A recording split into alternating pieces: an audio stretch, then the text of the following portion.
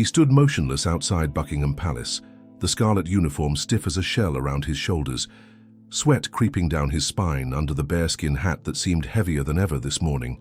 Behind the towering black gates, tourists snapped photos, murmuring about the stoic soldiers, as if he were just another piece of London stone. But inside, Private Henry Clark was splintering, haunted by sleepless nights and echoes of a recent phone call telling him his wife had left, taking their 2-year-old daughter across the country. He forced himself into duty each dawn, gripping his rifle as though it might keep his life from falling apart.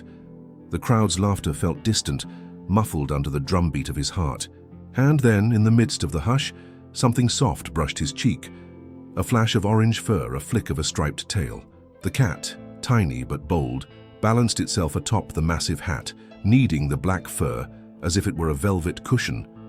Gasps rippled through the crowd, cameras clicking wildly, while Henry blinked against the tickle of whiskers brushing his ear. Time seemed to freeze around him, the silent guard and the small, audacious intruder locked in a strange tableau. Yet as the cat settled its paws, a quiet mewl escaped its throat, as if begging for more than just warmth. You won't believe how this story ends.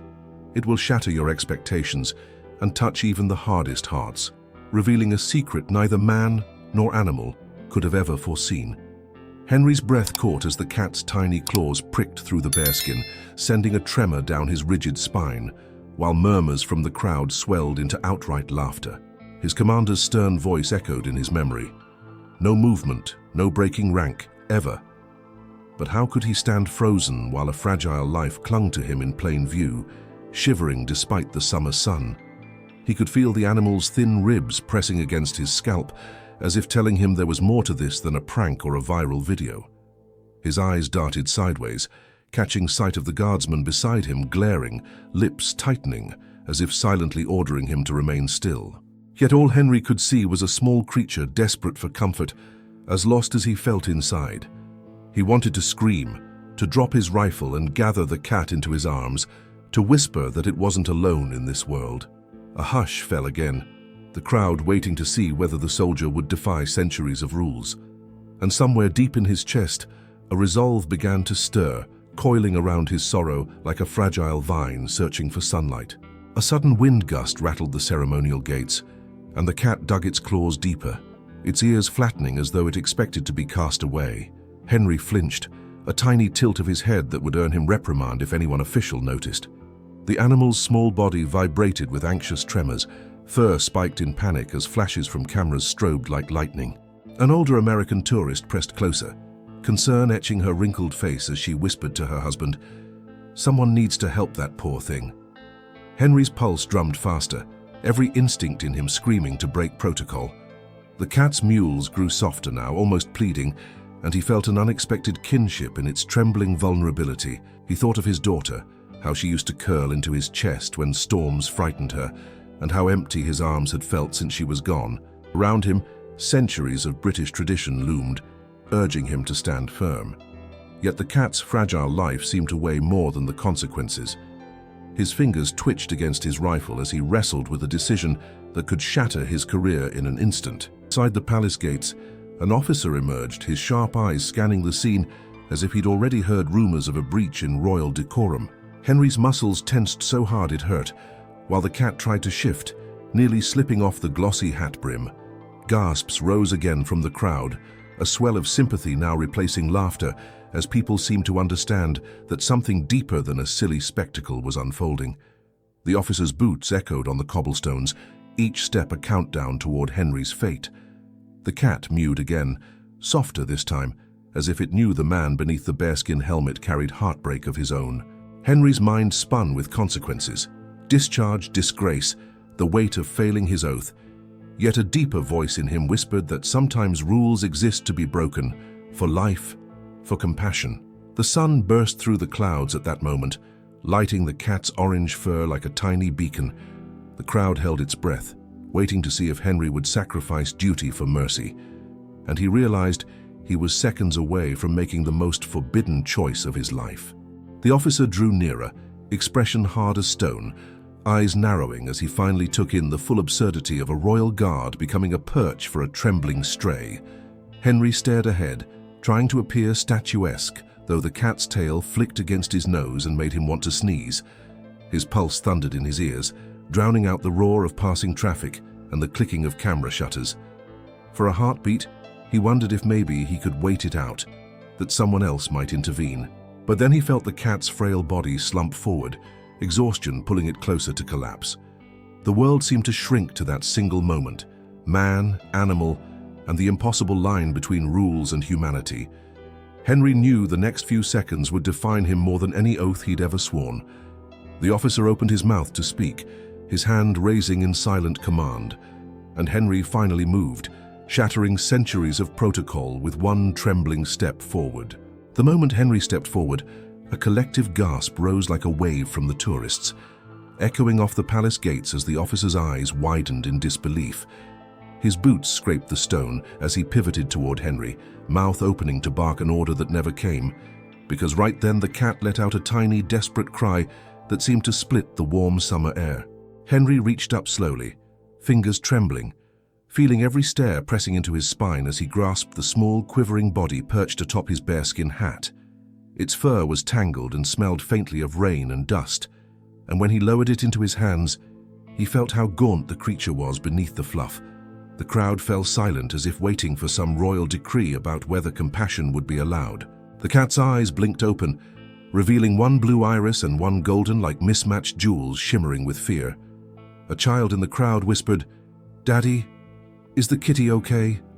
As Henry gently cradled the trembling animal against his chest, he felt his throat tighten, heat rising behind his eyes in a way he hadn't felt since the day his wife left.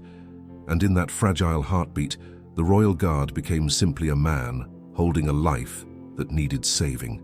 The cat's entire body quaked with shivers as Henry held it close, and when he brushed aside a patch of fur, he saw an ugly wound slashed across its flank, raw and oozing. The sight turned his stomach, his military discipline nearly crumbling under the surge of panic and pity that flooded his chest. Its breathing was ragged, thin mules rattling in its throat as a bright stain of blood spread onto Henry's pristine white gloves. Around them, tourists began murmuring about rabies and infection, some backing away in fear while others lifted phones higher to film every second.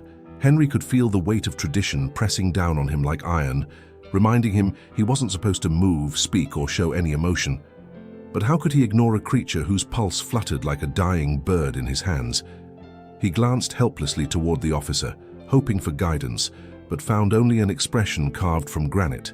The cat let out another faint cry, closing its eyes as though surrendering to the pain. Henry shifted his grip, desperate to keep it alive, silently pleading for someone to tell him what to do, and all he could think was that if he let it die, a part of him might die too. Every rule Henry had ever learned screamed for him to stay still, to hand over the animal and let someone else deal with the mess, but his legs moved before he could stop them. He stepped out of line entirely, his gleaming boots clanging on the cobblestones as he turned away from his post. Gasps followed him like ripples in water, and he could practically hear the centuries of royal tradition cracking under each of his footfalls. The officer lunged forward, grabbing Henry's arm, hissing, "Private Clark, stand down this instant." But Henry yanked free, clutching the injured cat tighter against his chest as though it were his own child. Tourists scattered aside to clear a path, some cheering softly, others scolding him under their breath for disrespecting the crown.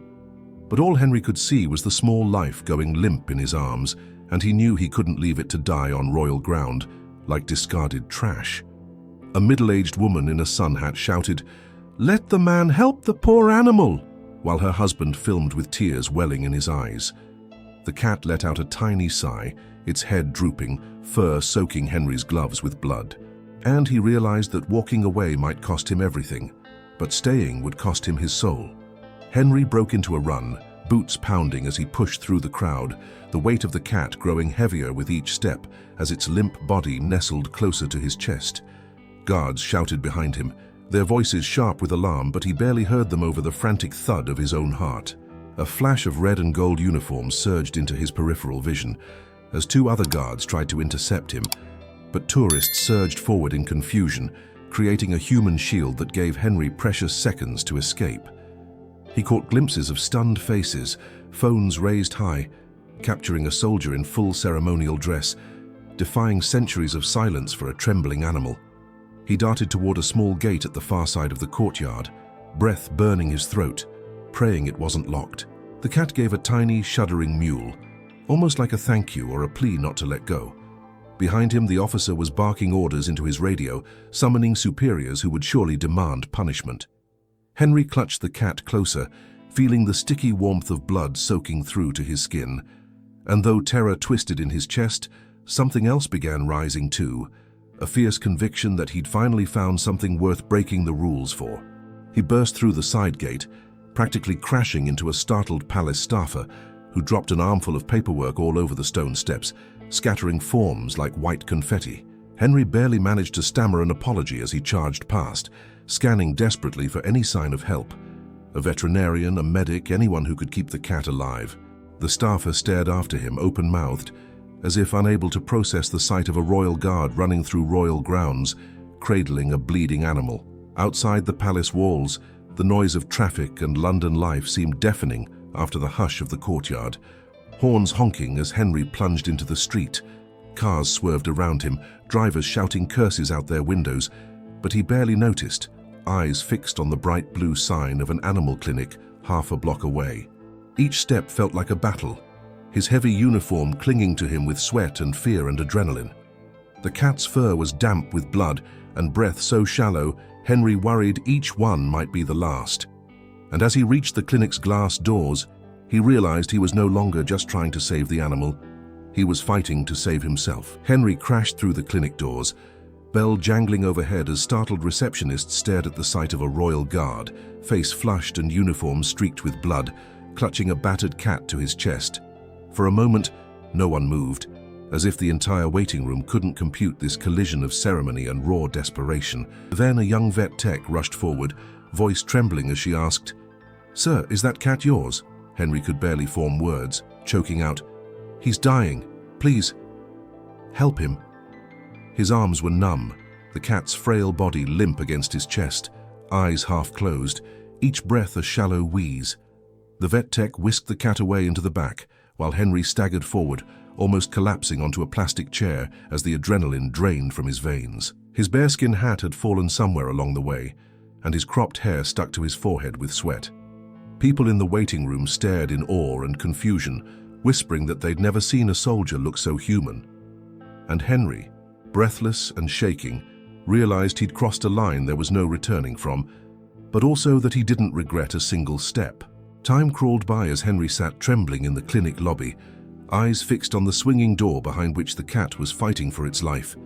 His gloves were sticky with drying blood, and he kept scrubbing his hands on his trousers, trying to erase the crimson stains as though they were evidence of some crime. A mother with 2 kids offered him a packet of tissues, her eyes shining with gentle understanding, and he thanked her with a voice so raw it barely sounded like his own. The receptionist kept glancing at him, phone in hand, likely debating whether to call the palace or the authorities about the AWOL guard in their lobby. Henry bowed his head, mind spinning with images of his commander's wrath, the disciplinary tribunal, the possibility of losing his pension, his home, everything. Yet none of it seemed to matter as much as the thought of that small creature dying alone. He felt as if the cat were a living mirror of his own wounds, fragile and bleeding, yet stubbornly clinging to life. And with each passing minute, his determination grew that no matter the consequences, he would not let it die in vain. At last, a veterinarian emerged from the back, her blue scrub stained with droplets of blood, and Henry shot to his feet so fast his chair toppled backward. The vet held up a hand, gently guiding him back down before he collapsed entirely, and said, "He's alive, but he's not out of danger." Her voice carried the measured calm of someone used to life or death moments, but Henry could see exhaustion around her eyes. She explained the cat had a deep gash that appeared inflicted by wire or sharp metal, already infected and dangerously close to vital organs. It would need surgery, antibiotics, and careful monitoring if it was to have any chance of surviving. Henry blinked rapidly, overwhelmed by the words surgery and expensive, feeling panic claw at his throat as he realized he had no idea how to pay for it.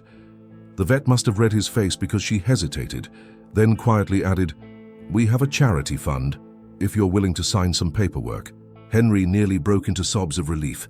gripping her hand as gratitude spilled from his trembling lips, and for the first time in months, he felt a fragile spark of hope flicker inside his chest. News spread like wildfire through the small clinic and beyond, fueled by witnesses who had filmed the entire dramatic rescue and now posted clips online. Social media exploded with images of Henry, still in uniform, cradling the bloody cat as he raced through London streets. Headlines blared, "Royal Guard breaks protocol to save injured cat." Some commenters lauded his courage, hailing him as a hero and a symbol of compassion in rigid institutions, while others criticized him for abandoning duty, calling him a disgrace to the uniform. Reporters clustered outside the clinic, cameras flashing through the glass doors, eager for any statement from the man who defied centuries of stoic silence. Inside, Henry sat pale and dazed, realizing the entire country, and perhaps the world, now knew his face and his story. But the staff gently shielded him, keeping reporters at bay while he signed the forms to authorize the cat's surgery. When he looked up from the paperwork, tears welled as he saw the cat wheeled past in a tiny oxygen box, and he whispered to it, "Hang in there, little buddy. We're in this together." Hours later, the vet returned with a weary smile, announcing the cat had survived surgery and was resting, heavily sedated but stable for now. Henry let out a shuddering breath he hadn't known he'd been holding, pressing a hand to his chest as if to keep his heart from leaping out. The vet promised to keep him updated over the next few days, warning there was still risk of infection, but cautiously optimistic about recovery.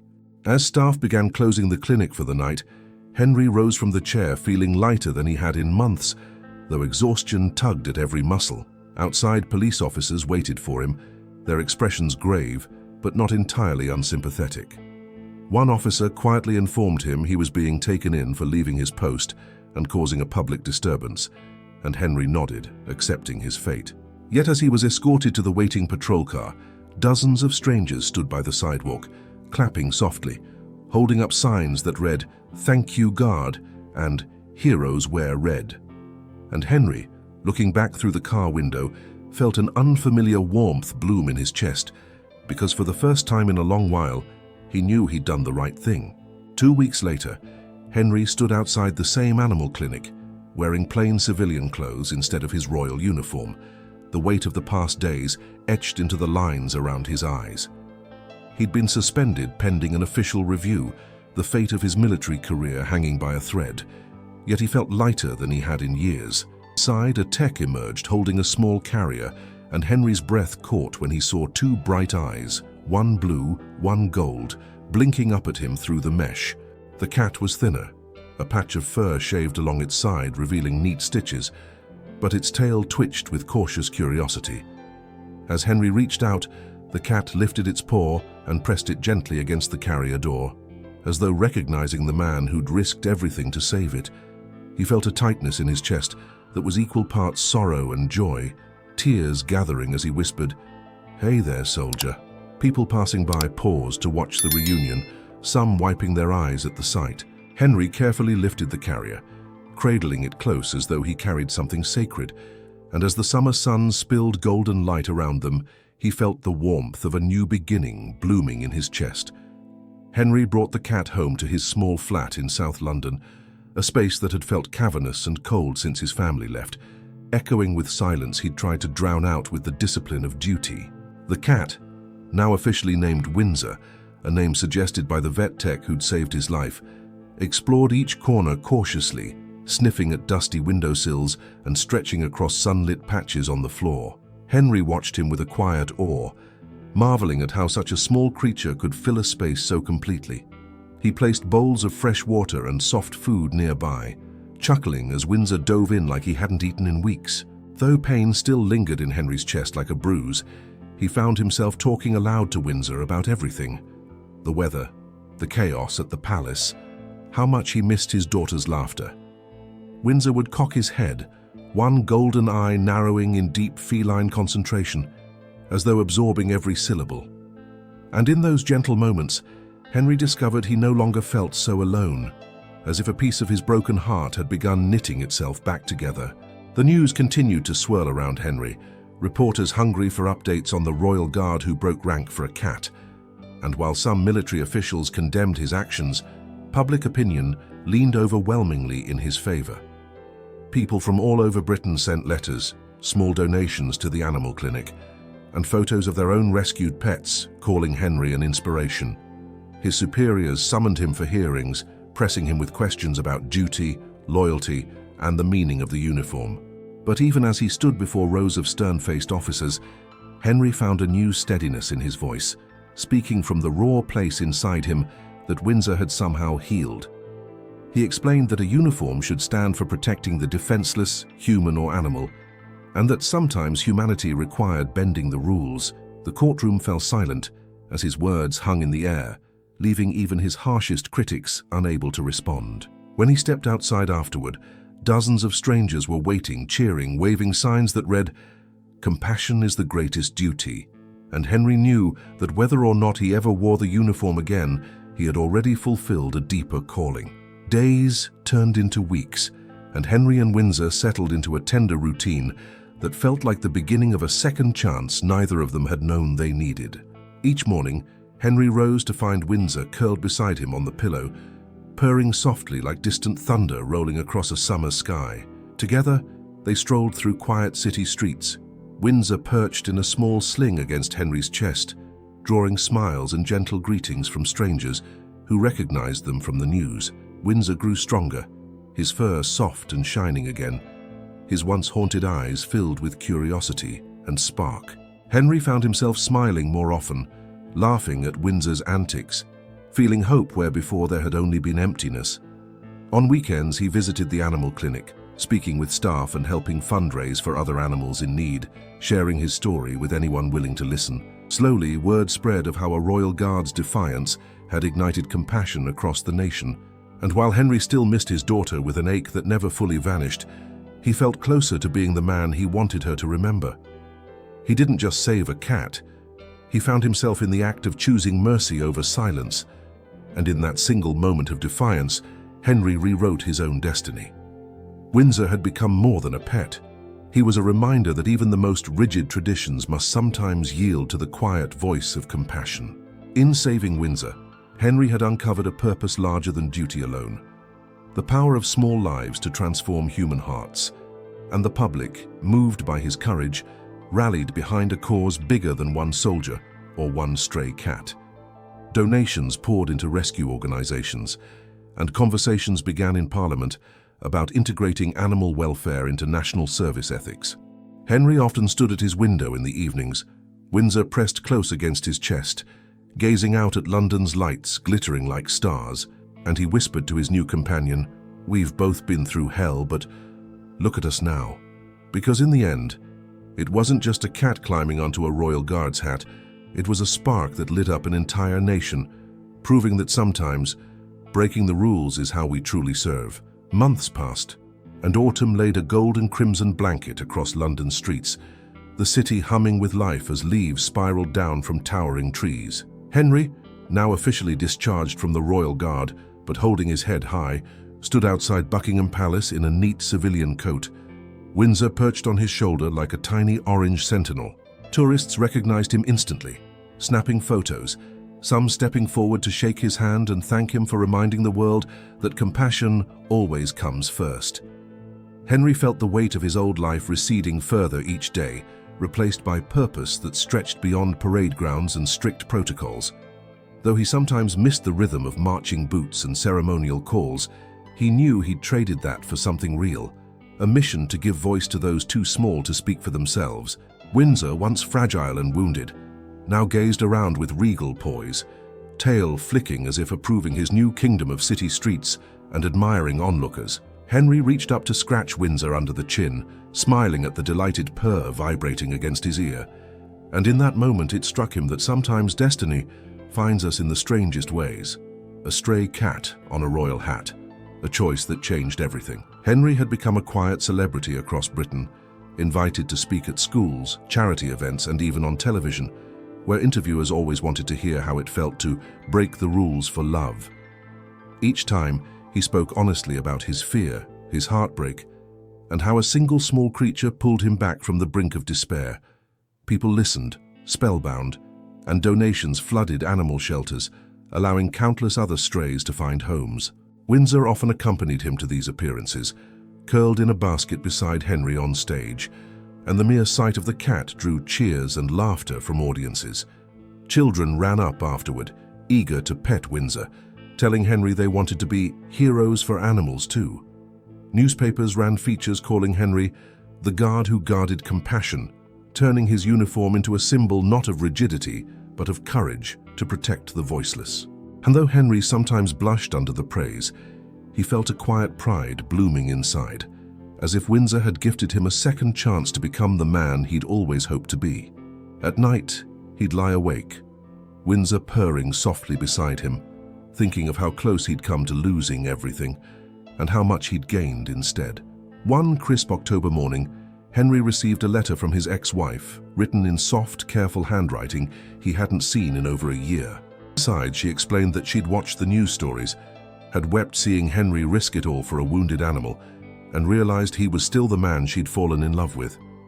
She offered cautious words about co-parenting, suggesting their daughter might visit him over Christmas if things went well. Henry sat on his couch for hours, Windsor curled on his lap, reading and rereading the letter until the paper was creased and worn. Hope and terror battled inside him. Hope that he might mend the fracture in his family, terror that it could all crumble again. But Windsor nudged his chin, letting out a soft chirp, as if reminding Henry that healing always began with small, brave steps. Henry wrote back carefully, pouring his heart onto the page. And when he mailed the letter, he felt as though he'd just stepped into sunlight after a long storm, ready for whatever the next chapter might hold. Winter arrived crisp and bright, and Henry found himself standing beside a small Christmas tree in a community shelter, Windsor sitting regally on a decorated table, sporting a tiny red bow. Henry was reading aloud to a crowd of elderly residents, many of whom wiped their eyes as he described the day Windsor climbed onto his hat and refused to let go. Afterward, one frail gentleman shuffled forward, pressing a coin into Henry's hand and whispering, "For the next animal who needs saving." Windsor licked the man's fingers gently, and the entire room sighed with delight. Henry gazed around at faces filled with gratitude and warmth, realizing he'd stumbled into a calling far deeper than guarding palace gates. His life, once defined by silent stoicism, had become a series of soft moments where he connected with people's hidden wounds and hopes. As snow began to fall outside, Henry looked at Windsor and felt certainty bloom inside him. They weren't just survivors, they were healers now, carrying hope into every room they entered. And for the first time in a long while, Henry believed in Christmas miracles. By spring, Henry launched a new charity called the Royal Rescue, dedicated to helping stray animals find homes and supporting mental health resources for service members and veterans. Windsor's image became the charity's mascot, a tiny orange cat perched proudly atop a stylized royal bearskin hat, symbolizing that courage sometimes wears fur. Henry worked tirelessly, visiting shelters, organizing fundraisers, and speaking to lawmakers about strengthening animal welfare laws. His days were full, sometimes exhausting, but the emptiness inside him had vanished. People from all walks of life reached out to share how his story had inspired them to help animals, to reconnect with family, or simply to choose kindness over indifference. One evening, standing on Waterloo Bridge, as the sun set the Thames ablaze with orange light, Henry lifted Windsor into his arms and whispered, "We did it, little soldier." And he knew, deep in his bones, that though he'd left the palace behind, he was serving a far greater purpose. Because in saving Windsor, he hadn't just rescued a cat, he'd ignited a movement that proved even the smallest life could change the world.